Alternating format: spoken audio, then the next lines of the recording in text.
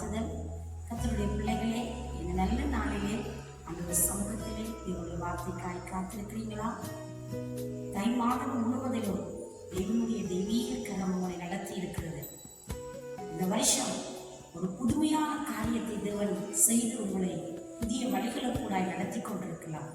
2025ஆம் ஆண்டு 1ஆம் மாதம் 1ஆம் தேதியில இருந்து இந்த நாள் வரையில் தேவன் உங்களை எப்படி நடத்தினார் என்பதை யோசித்து பார்க்கிற பொழுது மிகவும் ஆச்சரியமாயிருக்கிறது. ஆனால் தேவனுடைய கரமானது உங்களை அந்த சூழ்நிலையில் இருந்து தப்புவித்திருக்கிறதா? தேவன் தம்முடைய கரத்தின் நிழலினால் உங்களை மறைத்து எத்தனை அருமையாய் நடத்தி இருக்கிறார். அந்த வழிகள் ஒவ்வொன்றையும் யோசிக்கிற பொழுது எத்தனை மன ரம்மியமாய் தேவனுக்கு நன்றி சொல்ல தோணுகிறதா? நன்றி பலிகளை ஏறிடுங்கள். நாம் நன்றி பலிகளை செலுத்த தேவன் பக்கமாய் கடந்து வந்து நம்மை ஆசீர்வதிக்கிறார். ஒருவேளை மாறாக பல கண்ணீரின் வழிகளுக்குள்ள நீங்கள் நடந்திருக்கலாம். கலங்கி நின்ற நேரங்கள் அதிகமாய் இருக்கலாம். தடுமாறி தயங்கி நின்று நீங்கள் சோர்ந்து போயிருக்கலாம். அன்பு பிள்ளையே, இந்த 1ஆம் மாசத்திலே தேவன் உங்களை நடத்தின அதே தேவன் அந்த கண்ணீரோடு நீங்கள் மிகவும் கடினமான பாதைகளுக்குள்ளாய் நீங்கள் கடந்து சென்ற உங்களுக்கு 2ஆம் மாசம் 1ஆம் தேதியிலே தேவன் கொடுக்கிற வாக்கு எத்தகையது என்று சொல்லி நீங்கள் ஏக்கத்தோடு ஓடி வந்திருக்கிறீங்களா? உங்களை அழைத்த தேவன், உங்களை படைத்த தேவன், உங்களை நேசிக்கிற தேவன் என்றைக்கும் அவர் அற்புதமான ஒரு வசனத்தை கொடுத்து உங்களை ஆற்றி தேற்றி உங்களை அற்புதமாய் நடத்த ஒரு வல்லமை உள்ளவராய் இருக்கிறார். எனவே பயத்தை விட்டு விடுங்கள். சோர்வுகளிலிருந்து மீண்டு வாருங்கள். எல்லா தேவைகளிலும் தேவன் ஒரு அற்புதத்தை செய்வார் என்ற எதிர்பார்ப்போடு, வாஞ்சியோடு, அதே விசுவாசத்தோடு தேவனை நோக்கி பாருங்களேன். தேவன் ஒரு அற்புதம் செய்து இந்த நாளிலே உங்களை மனமகளை செய்ய போகிறார். அப்படியாக தேவ சமூகத்திலே தேவன் என்னோடு எத்தகைய வார்த்தையை பேச போகிறார் என்று சொல்லி நீங்கள் காலையிலே ஆவலாய் காத்திருக்கிறீங்களா? கர்த்தர் நிச்சயமாய் உங்களோடு பேச வல்லமை உள்ளவராயிருக்கிறார். நாங்கள் தேவனுடைய வசனத்தை கேட்போமா? இந்த நாளிலும் செப்பனியா தீர்க்கதரிசன புஸ்தகம் 3ஆவது அதிகாரம் 15வது வசனம் இப்படி சொல்கிறது: இஸ்ரவேலின் ராஜாவாகிய கர்த்தர் உன் நடுவில் இருக்கிறார், இனி தீங்கை காணாதிருப்பாய். இஸ்ரவேலின் ராஜாவாகிய கர்த்தர் உன் நடுவில் இருக்கிறார், இனி தீங்கை காணாதிருப்பாய். அன்பு பிள்ளையே, நீ 2025ஆவது ஆண்டு 1ஆம் மாசம் நீ கேட்ட செய்திகள் எல்லாம் தீங்கின் செய்திகளாய், திகிலின் செய்திகளாய் இருந்திருக்கலாம். நீ கடந்து போன வழிகள் மிகவும் கண்ணீர் நிறைந்ததாய் இருந்திருக்கலாம். சவாலுக்கு மேல் சவால், அடிகளுக்கு மேல் அடி, வேதனைகளுக்கு மேல் வேதனை, தனிமைக்கு மேல் தனிமையாய் நீ போராட்டத்தோடு மிகவும் கலங்கி போயிருக்கிறாயா? இந்த 2ஆம் மாசம் 1ஆம் தேதியிலே ஆண்டவர் சொல்கிறார், நான் உங்கள் நடுவில் இருந்து உங்களை நடத்துகிற உன்னதமான தேவன் நான். இனி நீ தீங்கை காணாதிருப்பாய், நீ திகிலுக்கு தூரமாக்கப்படுவாய், தீமை உன்னை ஒன்றும் செய்யாது. பிரியமான பிள்ளையே, நீ கர்த்தருடைய சமூகத்திலே தீங்கையும் திகிலையும் துக்கத்தையும் சந்தித்த அந்த நாட்களுக்கு தக்கதாய் என் ஆண்டவர் இந்த நாட்கள் ஒரு புதுமை செய்ய வல்லவராயிருக்கிறார். ஒரு புதியவைகளை தோன்றச் செய்து உங்களை அற்புதமான வழிகளுக்கூடாய் நடத்தும்படி என் ஆண்டவர் சர்வ வல்லமை உள்ளவராயிருக்கிறார். பயப்படாதிருங்கள். எதனால சோர்ந்து போயினீங்க? உங்களை நம்பினவங்க ஏமாற்றிட்டாங்களா? நீங்க உங்களுக்கு வாக்கு கொடுத்தவங்க வாக்கு மாறிட்டாங்களா? மனிதன் மாறுவான், மனிதனுடைய வாக்குகளும் மாறும். ஆனால் மாறாதவர், உங்களை படைத்த ஆண்டவர் உங்களோடு கூட இருக்கிறார். இந்த நாளில் உங்களோடு பயணிக்கிறார். பிரியமான பிள்ளை, நீ எந்த காடு, எந்த மலைகள், எந்த குகைகளுக்குள்ளே நீ இருப்பது போல ஒரு தனிமை உணர்வு, ஒரு வேதனை நிறைந்த வழி, ஒரு பிரச்சனைகள் சூழ்ந்த மிகவும் ஒரு கடினமான நெருக்கமான வழிகளிலே நீ நடந்து போய் கொண்டிருக்கிறாயா? இங்கே அருமையாக பக்தன் தாவீது இப்படி சொல்கிறார்: என் நெருக்கத்தில் கர்த்தரை நோக்கி கூப்பிட்டேன், அவர் என்னிடமாய் சாய்ந்து என் கூப்பிடுதலை அவர் கேட்கிறார் என்று சொல்லுகிறார். அன்பு பிள்ளையே, நீ தீங்கின் வழிகளுக்கூடாய் நடந்து, திகிலின் வழிகளுக்கூடாய் நடந்து மிகவும் கண்ணீர் வடித்து மனச்சோர்வோடு காணப்படுகிறாயா? தேவன் சொல்லுகிறார், உன் தேவன் உன் நடுவில் இருக்கிறார், உன் பக்கமாய் வந்து உனக்கு உதவி செய்யும்படி. நீ அந்த வேதனையின் நடுவிலே நீ பயணித்துக் கொண்டிருக்கிற பொழுது உன் தேவன் உன்னோடு இருக்கிறார். அது மட்டுமல்ல, நடுவில் இருக்கிற தேவன் என்ன சொல்லுகிறார்? நீ என்னை தீங்கை காணப்போகிறதில்லை, நீ கண்ட கண்ணீர் உனக்கு மிகவும் வேதனையை கொடுத்தது உண்மை. அந்த கண்ணீரின் நடுவிலே நான் உனக்கு ஒரு அற்புதம் செய்து உன்னை கனம் பண்ண போகிறேன் என்று தேவனுடைய வார்த்தை இந்த நாளில் உங்களை தைரியப்படுத்துகிறது. அன்பு பிள்ளையே, மனிதனுடைய வாழ்க்கையிலே எப்பொழுதெல்லாம் முடியாது என்று நினைக்கிறார்களோ, எப்பொழுது எங்களால் இயலாது என்று யோசிக்கிறார்களோ, அந்த இடத்தில் தேவன் தானாய் கடந்து போய் ஒரு அற்புதம் செய்து தம்முடைய நாமத்தை தம்முடைய பிள்ளைகள் மூலமாய் மகிமைப்படுத்துகிற கடவுள் உங்கள் நடுவிலே உலாவிக் கொண்டிருக்கிறார். அவர் ஆவியோடும் உண்மையோடும் அவரை நோக்கி பார்க்கிற பிள்ளைகளுக்கு அவர் அனுகூலமான வழிகளை திறக்க அவர் மகிமை உள்ள கடவுளாய் இருக்கிறார். ஒரு தடவை நாங்கள் பார்க்கிற பொழுது ஆகார் என்கிற பெண்மணி இப்படியாக சொல்லுகிறார், ஐயோ ஆண்டவரே, நான் என்ன செய்யட்டும், என் பிள்ளை சாகிறதை நான் பார்க்க மாட்டேன் என்று சொல்லி அப்புறம் போய் அவள் மிகவும் அழுது மிகவும் கண்ணீர் வடித்தாள், மிகவும் சோர்ந்து போனாள். அவள் சாக வேண்டும் என்று கூறி மிகவும் துன்பப்பட்டாள். அவருடைய ஆத்துமா வியாகுலப்பட்டது, வேதனையினால் நிரம்பி போயிருந்தது. அந்த கண்ணீர் விடுகிற தாயை ஆண்டவர் கண்டார். பிரியமானவர்களே, அந்த குழந்தையின் சத்தத்தை தேவன் கேட்டார்.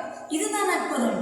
ஒரு அழுகிற தாயுடைய கண்ணீரை காண்பது மட்டுமல்ல, அவள் எதற்காய் அழுகிறாள்? தன் பிள்ளைக்காக, தன் சொந்தத்துக்காக, தன்னுடைய மிகவும் சோர்வான நிலைமைக்காக. சொத்துக்கள் பறிக்கப்பட்டு எல்லாம் இழந்து போய்விட்டது. அன்பு சகோதரியே, என் அன்பு தாயை, நீ சொல்லுகிறாய், என் வாழ்க்கையில் இழப்பதற்கு இனி ஒன்றும் இல்லை, என் உயிரை தவிர வேறு ஒன்றும் இல்லை. சொத்து, சுகம், நிம்மதி எல்லாவற்றையும் நான் இழந்து விட்டேன், எல்லாவற்றையும் நான் தொலைத்து விட்டேன். என் வாழ்க்கை முடிந்து விடுமோ என்ற ஒரு பயம் என்னை பிடித்திருக்கிறது. நான் என்ன செய்யட்டும் என்று திகைத்துக் கொண்டிருக்கிற தாயே, என் அன்பு சகோதரியே, தேவன் உனக்கு ஒரு அற்புதமான வாக்கை கொடுக்கிறார். நான் உங்கள் நடுவில் இருக்கிறேன். பிரியமான பிள்ளையை, நீ படுகிற அத்தனை வேதனைகள், அத்தனை தனிமைகள், அத்தனை கண்ணீரின் வழிகளை உன் தேவன் இந்த நாளிலே அவர் கண்ணோக்கி பார்த்துக் கொண்டு உங்கள் நடுவிலே தான் இருக்கிறார். ஒரு தடவை சீடர்கள் பயணித்துக் கொண்டிருக்கிறார்கள். படகிலே மிகவும் மோசமான ஒரு நிலைமை. படகிலே இயேசு இருந்தார், அவர் நித்திரை செய்து கொண்டிருந்தார். படகு நிரம்பத்தக்கதாய் தண்ணீர் மூழ்கினது. தண்ணீரிலே படகு மூழ்கி விடுமோ என்று அச்சம் கொண்டார்கள். படகு நிறைய தண்ணீர் வந்து விட்டது. அடுத்த கட்டம் அவர்களுக்கு மரணம் சம்பவிக்கும் என்ற ஒரு பயம், ஒரு திகில். ஐயரே, நாங்கள் மடிந்து போகிறோம், உமக்கு கவலை இல்லையா என்று சொல்லி அவரை தட்டி எழுப்பினார்கள். பாருங்களேன், அப்பொழுது என் தெய்வம் எழுந்து காற்றையும் கடலையும் அதட்டி அவர்களுக்கு அமைதலை உண்டாக்கினார். இன்றைக்கு உன் வாழ்க்கையிலே பயங்கரமான கொந்தளிப்பை போன்ற, கொடிய புயலை போன்ற, அலைகளை போல உன்னை பயப்படுத்துகிற செய்திகள் உன் காதுகளிலே வந்து தொலைத்துக் கொண்டிருக்கிறது. உன் பிள்ளைகளுடைய எதிர்காலத்தை குறித்து நீ மிகவும் மனமகிழ்ச்சியாய் இருக்கிற பொழுது அதை அவதூறு பண்ணத்தக்கதாய், அதை மிகவும் கேவலப்படுத்தத்தக்கதான செய்திகள் வந்து உன் காதுகளில் விழுந்ததோ? உன் பிள்ளைகளை குறித்து நீ வைத்த திட்டங்கள் எல்லாம் உடைந்து நொறுங்கி போய்விட்டதோ? உன் கண்ணீர் மிகவும் மிகுதியாகிவிட்டதோ? தேவன் உனக்கு ஒரு அற்புதம் செய்கிற நடுவில் இருந்து நீ அந்த தீங்கை காணாதபடி உன் தேவன் உனக்கு ஒரு அற்புதம் செய்ய வல்லவராய் இருக்கிறார். ஊழிய பாதையிலே நெருக்கத்தின் வழிகளா எல்லாம் இழந்து போய், ஐயோ என் நேர்மை, என் உத்தமத்தை தெய்வமே நீர் மறந்து விட்டீரோ, என்னை நீர் நினைக்கவில்லையா என்று சொல்லி கேட்கும் அளவுக்கு அத்தனை வேதனை, அத்தனை கண்ணீரின் வழிகள் உன்னை போட்டு வாட்டி வதைக்கின்றதா? என் பிள்ளையே, உனக்கு தேவன் அற்புதம் செய்கிறார். உன் வழிகளை அவர் அறிந்திருக்கிறார். உன் தனிமைகளை அவர் காண்கிற தேவனாயிருக்கிறார்.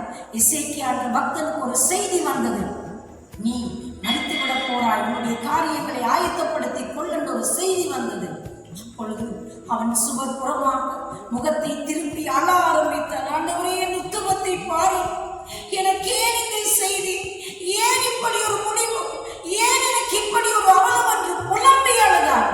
என் ஆண்டவர் திரும்ப ஆயுசு நாட்களை 15 வருஷம் கூட்டிக் கொடுத்தார். பிரியமான பிள்ளைகளே, இன்றைக்கு உனக்கு வந்த செய்தி திகிலை உண்டாக்குற செய்தியா இருக்கலாம், ஒரு பயத்தை உண்டாக்குற செய்தியா இருக்கலாம், உன் வாழ்க்கைக்கு தோல்வியை முற்றுப்புள்ளி என்று சொன்ன ஒரு செய்தியா இருக்கலாம்.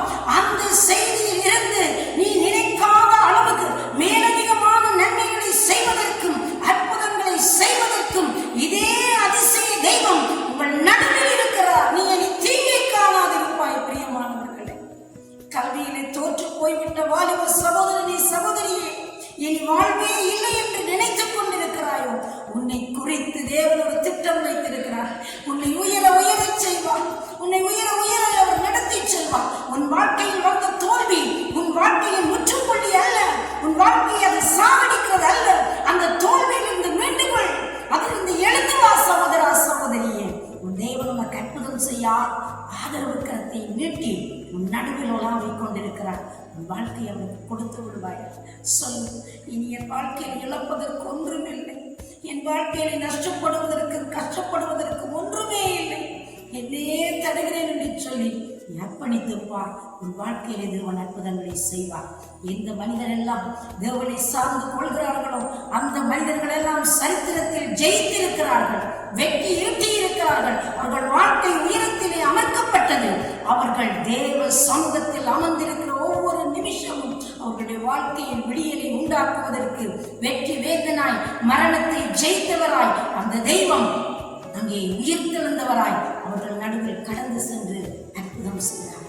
ஒரு தடவை ஆண்டவராகிய இயேசு கிறிஸ்து பூமியில் இருந்த நாட்களிலே ஊழியம் செய்து தன்னுடைய காரியங்களை எல்லாம் முடித்து பரத்துக்கு எடுத்துக் கொள்கிற நாட்கள் வந்த பொழுது சீடர்கள் போய் கேட்டார்கள், ஐயா, எல்லாரும் எங்களை விட்டு போகிறார்கள், எல்லாம் நெருக்கடியாய் இருக்கிறதே, ஐயோ எங்கள் வாழ்க்கை எப்படி போகும் என்ற ஒரு திகில் அவர்களுக்கு பிடிக்க ஆரம்பித்தது. கடைசி காலங்களிலே அவருடைய மரண நாட்கள் சமீபிக்கிற பொழுது ஆண்டவர் அவர்களை பார்த்து ஒரு கேள்வி கேட்டார். நீங்கள் எல்லாரும் என்னை தன்னந்தனியே விட்டுவிடும் காலம் ஒன்று வரும். நான் தனித்திரேன், என் பிதா என்னோடு கூட இருக்கிறார் என்று சொன்னார். அதே தெய்வம், என் தேவனை என் தேவனை ஏனடி கைவிட்டீர் என்று கல்வரி சிலுவையிலே கதறினார். ஆனால் என்ன ஆச்சரியம், மரணம் அவரை முடித்து விடவில்லை. மரணம் அவருடைய வாழ்க்கைக்கு முற்றுப்புள்ளி வைத்து விடவில்லை. அந்த மரணத்தை ஜெயித்தவரால் உயிர் தெழுந்த தேவன் இன்றைக்கு உங்கள் நடுவில் உலாவிக் கொண்டிருக்கிறார். நீ எந்த சூழ்நிலை இது முடிந்து விட்டது, இது இனி தொடங்க முடியாது, இதுக்கு எந்த ஒரு விமோசனமும் இல்லை என்று சொல்லி நீங்கள் தீர்மானித்திருக்கலாம். உங்களை பார்த்து ஆண்டவர் சொல்லுகிறது, அதிலிருந்து ஒரு துவக்கத்தை நான் உண்டாக்குகிறவர், அதிலே இருந்து ஒரு அற்புதத்தை செய்கிறவர், அதிலிருந்து ஒரு அதிசயத்தை செய்கிற தேவன் உங்கள் நடுவில் நான் இருந்து இனி நீங்கள் தீங்கை காணாதபடி உங்களுக்கு ஒரு நன்மை செய்வேன் என்று இந்த காலை வேளையில் தேவன் உங்களை உற்சாகப்படுத்த விரும்புகிறார்.